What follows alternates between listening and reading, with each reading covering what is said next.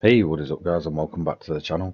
So this is yet another buyer's guide, but I have decided to completely change up how I make these videos.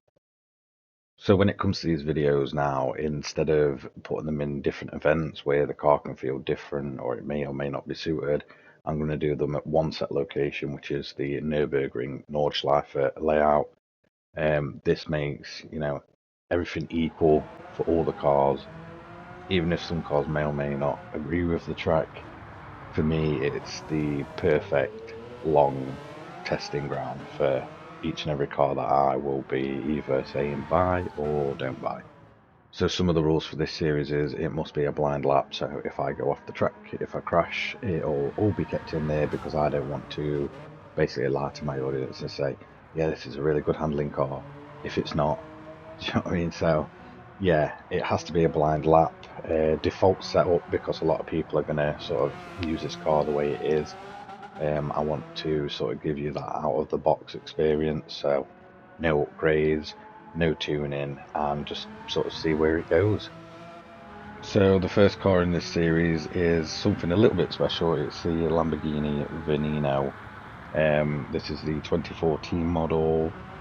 It looks absolutely ridiculous even now, even though, we're what, nearly a decade later.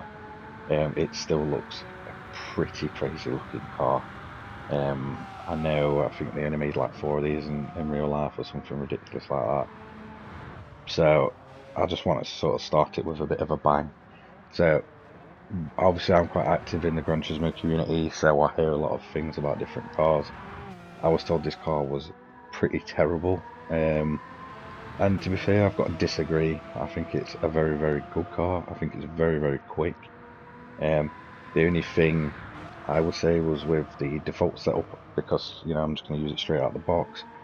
Over some of the bumps, it felt really strange, and it sort of made the car feel quite unstable. It was sort of at risk of just getting powered straight off the track. I don't know if it's because obviously it's a very, very low to the ground car, obviously with all the ridiculous aero and that. So I don't know if it was just like sort of catching the bottom of the road and it sort of made it feel a bit too, unstable and such.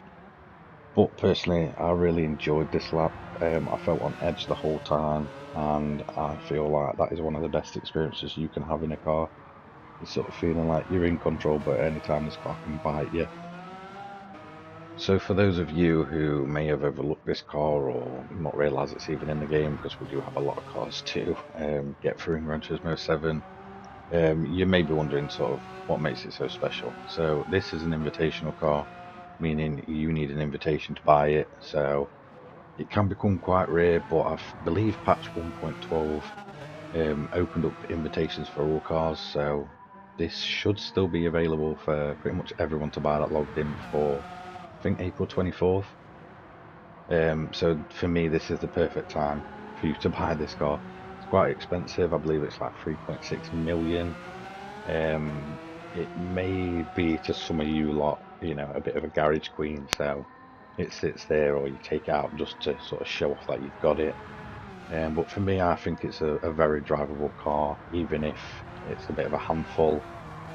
Trust me, it's a really, really good experience to be driving this, especially on this layout, on this track, with how quick and how sort of tight it is at times. For me, it's just one of the best experiences you can have in Gran Turismo. The back end does like to kick out. It's really quick down the streets, and I mean insanely quick. Like the acceleration's ridiculous. So in my opinion, this is definitely a car you should buy, not just for, the fact it's an invitational and you may as well buy all of them as soon as possible because obviously Gran Turismo is, very much about car collecting. It's also a very unique looking car that really stands the test of time. It doesn't look, even though it's, like I said, nearly a decade old, it still looks very, very modern. The aggressive look to it, it just looks like a pure race car sort of thing for the road. Um, you've got fins everywhere, you've got diffusers, that big spoiler, and the shark tail for me really, really looks insane, and I think it really suits the car. It might not be to everyone's taste. I know a lot of people say, oh, Lamborghini's for kids, Ferrari's where it's at. But for me, cars like this is what makes a Lamborghini a Lamborghini. So in my opinion, this is a really, really good standing car. I will let you all have a listen to it now, and if you want in the comments, let me know what you think about it.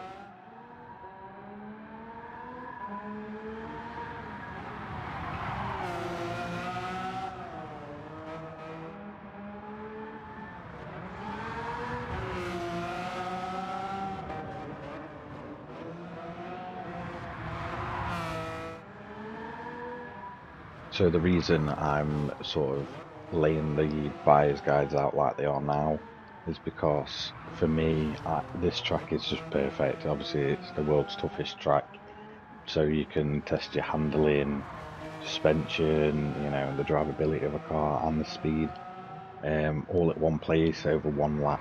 And I also want to put together sort of like a lap time leaderboard, which I'll go through at the end of each video. Not this one, but in the future we can sort of compare where cars are at, and that'll sort of give you an idea of which cars you should buy and which cars you shouldn't.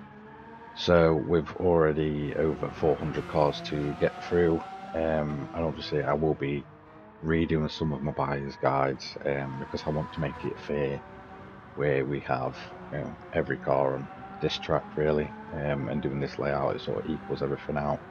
Yeah, that's a lot of content to get through. So for now, this will be my main content on the channel, is these buyer's guides, what you should buy, what you shouldn't buy.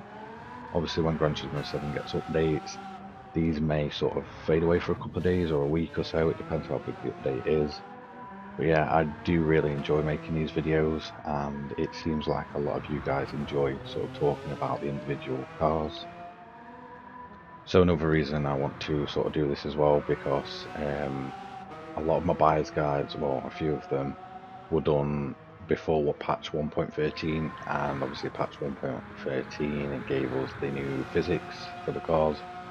So I feel like it's my duty to go back and redo them as well at some point. So just another thing I want to discuss is, obviously I've been doing Gran Turismo 7 content since, every day since the game came out, and at times it does get a bit sort of stale. So I may mix my content up from time to time, but obviously with having this series to focus on, I think this will just keep me motivated in the future to keep really pushing with Gran Turismo 7, because it is a great game and I do really appreciate the community around it. So with all that being said, I just want to give a massive thank you to everyone. Thanks for having this sort of discussion with me today of, where I'm going to go with the channel. So yeah, if you like this kind of content, I make this kind of content every day. Don't forget to like, comment and subscribe, and we'll see you in the next one. Cheers guys.